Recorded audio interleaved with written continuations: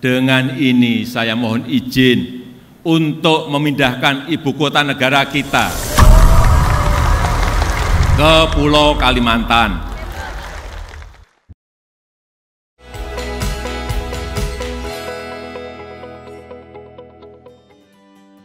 Hai semua, ketemu lagi sama aku Luna. Selamat datang di channel Ngomongin Uang. Gak berasa ya tahun depan di tahun 2024, rencananya Jakarta itu nggak bakal jadi ibu kota negara kita lagi. Karena ibu kota negara dan pusat pemerintahan bakal resmi nih dipindah ke Kalimantan. Tepatnya di Sepaku, Kabupaten Penajam Pasir Utara, Kalimantan Timur. Dan ibu kota baru ini bernama Nusantara. Kok rasanya kayak mimpi ya?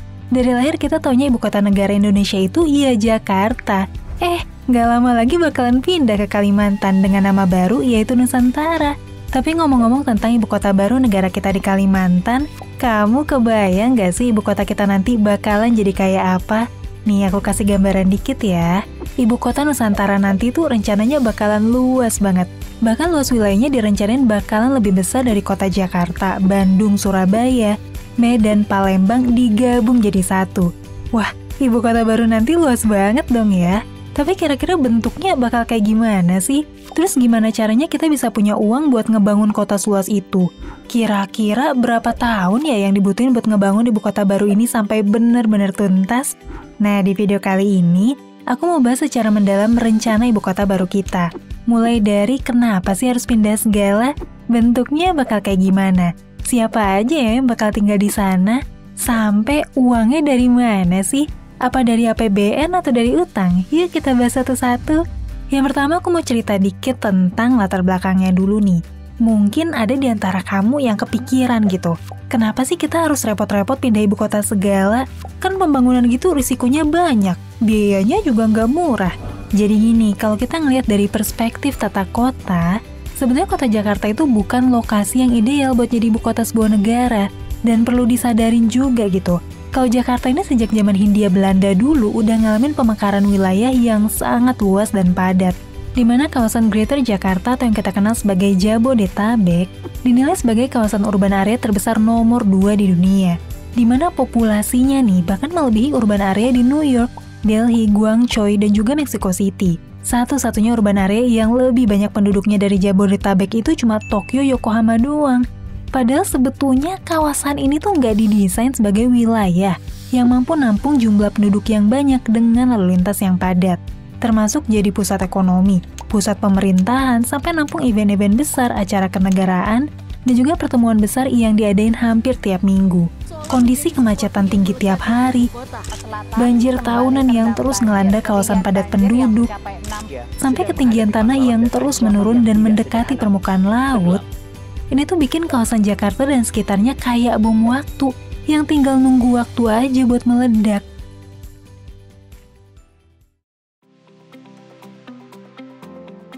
Kota Jakarta dan sekitarnya emang tumbuh organik nih, apa adanya tanpa perencanaan terpusat. Makanya fungsi kota dan pemekarannya juga jadi campur-campur. Mulai dari pusat jalur perdagangan, pusat pemerintahan, kawasan perkantoran, kawasan pabrik jadi destinasi wisata, sampai kawasan pemukiman warga juga. Beda banget nih sama banyak kota di negara lain yang emang dibangun dengan perencanaan dan tujuan yang spesifik. Misalnya Shenzhen yang dirancang sebagai pusat bisnis dan perdagangan, Washington dan Canberra yang dirancang jadi pusat pemerintahan, Silicon Valley di San Francisco yang dirancang sebagai pusat perkembangan teknologi digital, Hollywood yang dirancang sebagai kota industri perfilman, dan lain-lain. Nah, makanya, pemindahan ibu kota ini tuh bisa jadi keputusan yang tepat buat ngurangin beban kawasan Jakarta yang selama ini tuh udah padat banget dengan berbagai fungsi yang campur aduk. Dan ini tuh juga bisa jadi kesempatan bagus supaya negara kita bisa punya ibu kota negara yang dirancang dengan ilmu perencana tata kota paling terupdate. Sekaligus difungsiin sesuai sama tujuannya sebagai pusat pemerintahan. Oke, sekarang kita bahas kenapa sih harus pilih Kalimantan Timur. Kenapa nggak di area lain aja? Dan bukannya Pulau Kalimantan itu difungsikan sebagai area hijau paru-paru dunia ya? Nanti kalau dibangun ibu kota di sana bakal ngerusak alam dong. Oke, kalau berdasarkan rancangan pemerintah sih, pertimbangan lokasinya emang dibuat berdasarkan beberapa kondisi. Yang pertama, lokasinya dibuat sebisa mungkin ada di tengah-tengah Indonesia. Jadi harapannya pembangunan juga lebih merata. dan perhatian pemerintah bisa menjangkau semua wilayah dengan lebih adil. Jadinya pusat perhatian pemerintah nggak terus-terusan berfokus di Pulau Jawa. Yang kedua, emang ada pertimbangan di mana Kalimantan itu adalah kawasan hutan hijau yang sebisa mungkin dilindungi kelestariannya. Dan makanya, rancangan Ibu Kota Nusantara ini emang ngangkat konsep kota hijau modern atau Forest City, yang rencananya bakal dioperasikan sepenuhnya pakai energi terbarukan. Buat gambaran aja nih, wilayah yang dijadiin Ibu Kota Nusantara ini bukan hutan hijau belantara ya, tapi hutan produksi kayu yang emang ditebang tiap 6-7 tahun sekali gitu. Nah, justru dengan dibangunnya ibu kota ini, kawasan seluas 2.500 km persegi bakalan ditanemin tanaman endemik atau asli Kalimantan, kayak pohon kapur, kamper, kayu putih, meranti merah, bangkirai, dan masih banyak lagi. Dalam rancangannya, sekitar 75% area IKN ini bakal jadi ruang terbuka hijau. Jadi hampir semua wilayahnya tuh justru bakalan jadi area hijau gitu. Buat perbandingan aja, saat ini ruang terbuka hijau di Jakarta masih di angka 5,18%, Bandung di angka 12,25%, dan Surabaya 22%. Menariknya lagi, Ibu Kota Nusantara direncanain cuma bakalan pakai energi terbarukan aja dengan pembangkit listrik tenaga angin dan juga tenaga air. Dan uniknya kendaraan yang boleh beroperasi di sana juga cuma kendaraan bertenaga listrik doang.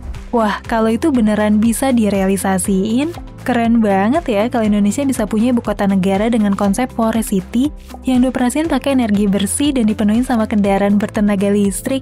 Apalagi desain Istana Presiden nanti juga bakal unik banget loh, dengan konsep gedung berbentuk burung Garuda yang merupakan simbol negara kita, dengan ketinggian sayap 170 meter dari permukaan tanah, yang dibangun di tanah seluas 256 hektar. Konsep desain ini tuh dilahirin sama seniman patung terbaik yang sangat berpengalaman, yaitu Enyoman Nuarta yang sebelumnya udah berhasil ngasihin mahakarya, contohnya tuh patung Garuda Wisnu Kencana di Bali.